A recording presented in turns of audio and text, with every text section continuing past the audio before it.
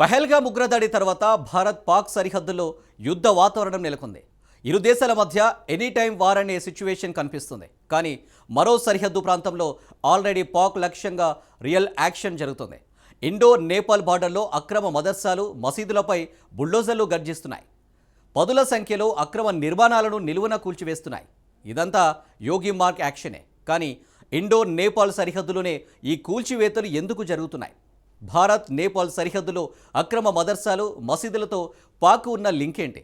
భారత వ్యతిరేకతే లక్ష్యంగా మదర్సాలు, మసీదుల్లో ఎలాంటి కార్యకలాపాలు జరుగుతున్నాయి? అన్నింటికీ మించి యోగి బుల్డోజర్లు ఇండో నేపాల్ బార్డర్ పైనే ఫోకస్ చేయడానికి రీజన్ ఏంటి? Watch this.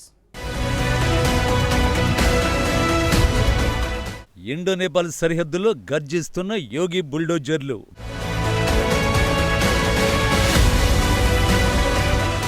భారీ సంఖ్యలో అక్రమ మదర్సాలు, మసీదులు బుల్డోజ్.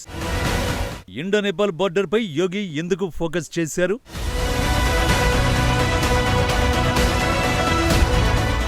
యోగి బుల్డోజర్లు మళ్లీ గర్జిస్తున్నాయి.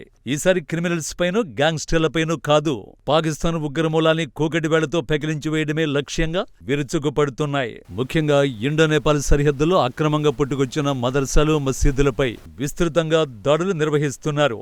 జిల్లా పాలనాధికారులు, స్థానిక పోలీసులు, సశస్త్ర సీమాబల్ వంటి కేంద్ర దళాల సమన్వయంతో పెద్ద ఎత్తున యాక్షన్ చేపట్టారు. అక్రమ మసీదుల్ని మూసేయడంతో పాటు ప్రభుత్వ భూముల్లో అనధికారికంగా నిర్మించిన మతపరమైన నిర్మాణాలు కూల్చేస్తున్నారు. మహారాజ్గంజ్ జిల్లాలో అధికారులు 11 మదర్సాలను సీల్ చేశారు. ప్రభుత్వ భూముల్లో నిర్మించిన మసీదులు, మందిరాలతో సహా అనేక భవనాల్ని కూల్చేశారు. శ్రావస్తిలో గుర్తింపు లేని 41 మదర్సాలను మూసివేశారు. రెవెన్యూ కోడ్లోని సెక్షన్ 67 ప్రకారం ఇండో నేపాల్ సరిహద్దు నుండి 15 కిలోమీటర్ల వ్యాసార్థంలో శాశ్వత, తాత్కాలిక నిర్మాణాలతో సహా 139 అక్రమ నిర్మాణాలను గుర్తించి తొలగించినట్లు అధికారులు పేర్కొన్నారు. బహ్రైచ్ జిల్లాలో రూపాయిదీహ్, మోతీపూర్ వంటి సరిహద్దు ప్రాంతాల్లో కూడా ఇలాంటి చర్యలు కొనసాగుతున్నాయి. కానీ పాకిస్తాన్తో తీవ్ర ఉద్రిక్తతలు నెలకొన్న సమయంలోనే ఇండో నేపాల్ బార్డర్పై ఎందుకు ఫోకస్ చేశారు? బుల్డోజర్ యాక్షన్తో పాకిస్తాన్కు యోగి ఇస్తున్న మెసేజ్ ఏంటి? భారత్లో జరుగుతున్న ఉగ్రదాడులు, మతపరమైన హింసల వెనుక విదేశీ శక్తులదే ప్రధాన పాత్ర. వాటిలో పాకిస్తాన్ నిఘా సంస్థ ఐఎస్ఐ మొదటి స్థానంలో ఉంటుంది. మన దేశంలో విధ్వంసాన్ని సృష్టించేందుకు ఐఎస్ఐ దశాబ్దాలుగా కుట్రలు చేస్తూనే ఉంది. అందుకోసం బలహీనంగా ఉన్న భారత సరిహద్దులను వాడుకుంటోంది. భారత సరిహద్దులో ఎలాంటి కంచెలేని సరిహద్దు ప్రాంతం నేపాల్. అందుకే ఈ ప్రాంతాన్ని ఐఎస్ఐ టార్గెట్ చేసింది. యూపీ, బీహార్, బెంగాల్కు ఆనుకుని ఉన్న ఇండో నేపాల్ సరిహద్దులో గత కొన్ని సంవత్సరాలలో పెరుగుతున్న మసీదులు, మదర్సాలు తీవ్రమైన భద్రతా సమస్యల్ని కలిగిస్తున్నాయని నిఘా సంస్థలు ఎప్పుడూ తమ నివేదికల్లో హెచ్చరించాయి. ఈ మతపరమైన నిర్మాణాలు నేపాల్ సరిహద్దుకు ఆనుకుని పుట్టగొడుగులా పుట్టుకొచ్చాయని, వీటి వల్ల బీహార్, యూపీ, బెంగాల్లోని సరిహద్దు ప్రాంతాలలో కొన్ని ప్రాంతాలలో జనాభా మార్పునకు దారితీసిందని నివేదికలు తేల్చాయి. నిఘా వర్గాల సమాచారం ప్రకారం గత 6 ఏళ్లలో నేపాల్ సరిహద్దులో మసీదుల సంఖ్య వేలలో పెరిగింది.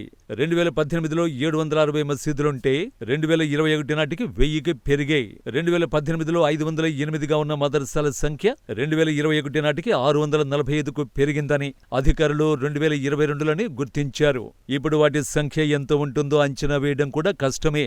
అసలు విషయం ఏంటంటే, ఈ మతపరమైన సంస్థలకు పాకిస్తాన్ నిఘా సంస్థ ఐఎస్ఐ, విదేశాలలో పనిచేస్తున్న భారత వ్యతిరేక సంస్థలు నిధులు సమకూరుస్తున్నాయని నిఘా వర్గాలు తెలిపాయి. ఈ మసీదులు, మదర్సాలు ఐఎస్ఐతో పాటు అరబ్ దేశాల నుంచి కూడా నిధులు పొందుతున్నాయి. మరోవైపు ఇండో నేపాల్ బార్డర్లో పుట్టగొడుగులా పుట్టుకొచ్చిన అక్రమ మసీదులు, మదర్సాలు భారత వ్యతిరేక భావాలను రెచ్చగొడుతున్నట్టు గుర్తించారు. బీహార్, ఉత్తరప్రదేశ్, పశ్చిమ బెంగాల్ సరిహద్దు ప్రాంతాల్లో పాకిస్తానీ ఉగ్రవాదులకు ఆశ్రయం కల్పిస్తున్నట్టు తేల్చారు.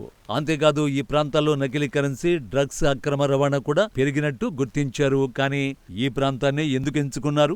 ఎందుకంటే నేపాల్, భారత్ మధ్య కంచె లేకపోవడంతో పాటు ఆ దేశంతో భారత్కు ఎలాంటి అప్పగింత ఒప్పందాలు లేకపోవడం కూడా. మన దేశంలో విధ్వంసం సృష్టించి నేపాల్ పారిపోవడం చాలా ఈజీ. ఒక్కసారి నేపాల్ వెళితే ఎంతటి ఉగ్రవాదైనా సేఫ్ జోన్లోకి వెళ్లినట్టే. ఇదే సమయంలో కంచె వంటి పటిష్ట భద్రత లేకపోవడంతో భద్రతా బలగాల కళ్లుగప్పి భారత్లోకి ఈజీగా ప్రవేశించే ఛాన్స్ ఉంటుంది. ఉత్తరాఖండ్, యూపీ, బీహార్, పశ్చిమ బెంగాల్, సిక్కింలను ఆనుకుని నేపాల్తో 1751 కిలోమీటర్ల సరిహద్దు ఉంది. ఒక యూపీనే నేపాల్తో 570 కిలోమీటర్ల సరిహద్దు పంచుకుంటోంది. యూపీ సరిహద్దు జిల్లాలైన మహారాజ్గంజ్, సిద్ధార్థనగర్, బలరాంపూర్, బహ్రైచ్, శ్రావస్తి, పిలిభిత్, ఖిరిలలో మసీదులు, మదర్సాలు, మసీద్ కమ్ మదర్సాల నిర్మాణాలు ఎక్కువగా జరిగాయి. మరోవైపు ఇటీవలి సంవత్సరాల్లో యూపీని పాకిస్తాన్ కేంద్రంగా పనిచేస్తున్న ఉగ్రవాద సంస్థలు అడ్డగా మార్చుకుంటున్నాయి. వాటి లెక్క తేల్చాలన్నదే యోగి ఆదిత్యనాథ్ బుల్డోజర్ యాక్షన్ లక్ష్యం కూడా. భారత్కు వ్యతిరేకంగా ఉగ్రవాద నిధుల సేకరణలో నేపాల్ బ్యాంకులు కూడా కీలక పాత్ర పోషిస్తున్నాయని భారతీయ ఏజెన్సీల వద్ద ఆధారాలు ఉన్నాయి. 2019లో ఉత్తరప్రదేశ్ పోలీసులు నేపాల్ కేంద్ర బ్యాంకుతో ముడిపడి ఉన్న అంతర్జాతీయ ఉగ్రవాద నిధుల రాకెట్ను ఛేదించారు.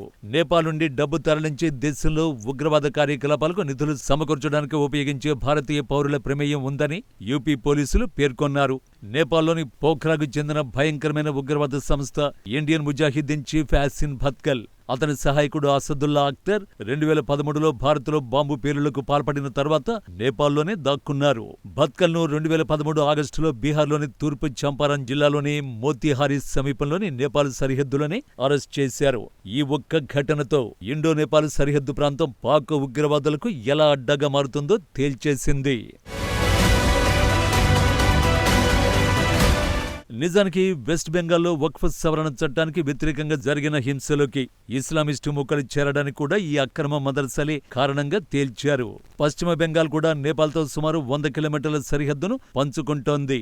బెంగాల్ డార్జిలింగ్ జిల్లాలోని పానిటాంకీలో గత కొన్నేళ్లలో అక్రమ మదర్సాలు, మసీదులు వెలిసినట్టు నివేదికలు తేల్చాయి. కానీ వాటిని ఎప్పట్లానే మమతా సర్కారు పట్టించుకోలేదు. సరిహద్దుల నుంచి భారత వ్యతిరేక శక్తులు చొరబడి విధ్వంసం సృష్టిస్తున్నాయి. ఆ తప్పు జరగదన్న ఉద్దేశంతోనే యోగి ఆదిత్యనాథ్ నేపాల్ సరిహద్దులపై ఫోకస్ చేసినట్టు కనిపిస్తోంది.